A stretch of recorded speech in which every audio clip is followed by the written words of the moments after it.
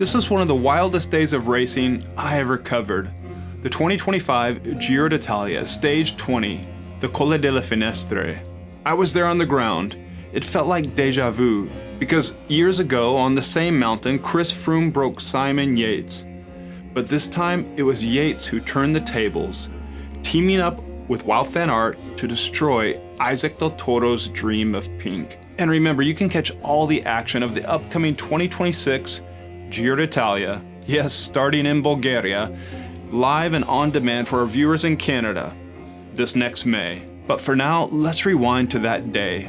Isaac Del Toro, 21 years old, the rising star from Mexico, was in pink.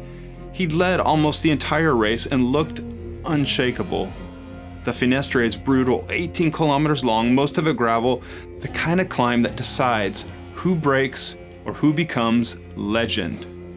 Del Toro had Richard Carapaz glued to his wheel for most of the early parts of the climb, and his UAE team, well, it looked to be a little bit shaken, and frankly, running on fumes.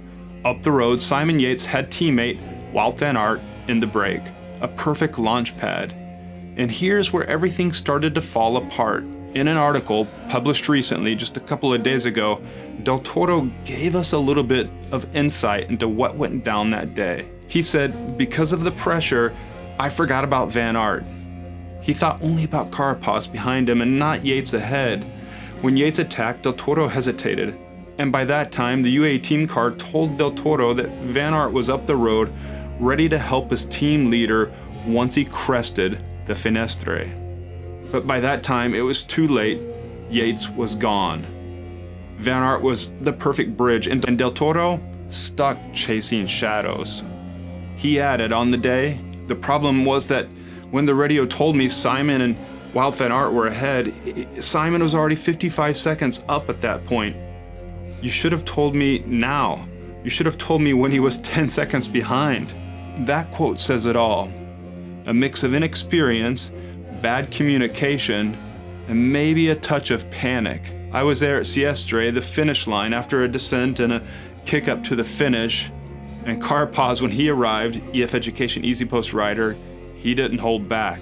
He told reporters he didn't know how to race well, and the guy who raced most intelligently has won. Brutal words, but Carapaz was right there watching it unravel. It's easy to forget that UAE Team Emirates was stacked in this Giro d'Italia. Juan Ayuso, Adam Yates, American Brandon McNulty, who himself was trying to keep himself in the top 10 of the GC. Good or bad, but he was doing that. Ayuso abandoned the race stages before this. Adam Yates faded.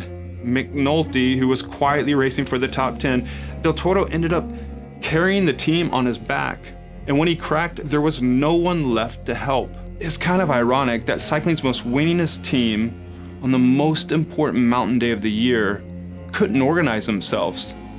They lost the Giro d'Italia not because of Simon Yates, but because, well, they have to ask that question themselves. They have to look within. They lost it due to their own errors. That day, he said, was hard mentally. I made mistakes. I didn't do it the way I should have due to inexperience.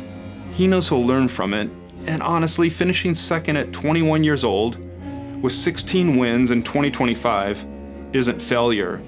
It's a warning shot to the rest of the peloton. What made Finestre special that day, as I reflect on it months later, wasn't the result, it was the chaos.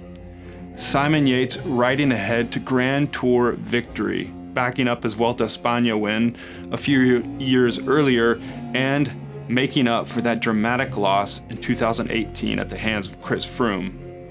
Wout van Aert's perfect move as a teammate that he was almost forgotten by all the rival teams up the road. Carapaz gambling and talking trash, and a young Mexican kid realizing that Grand Tours don't forgive hesitation.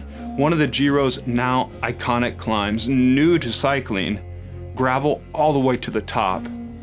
Let us know down in the comments, what did you make of the day? Did Del Toro blow it? Did UAE as a team not play the right tactics? Had they not been doing so the entire 3 weeks? And Van Aert, Yates, Carapaz, who was the smartest out of the day?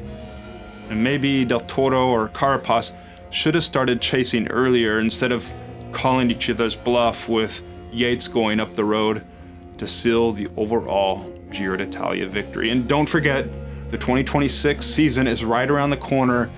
And for those of you that are hungry for more Giro d'Italia, well, we got that live and on demand for our viewers in Canada, starting in Bulgaria.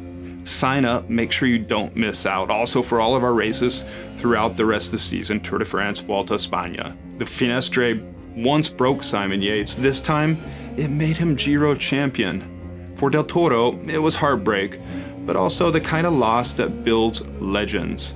He'll be back, and next time, I'm guessing he won't forget who's up the road.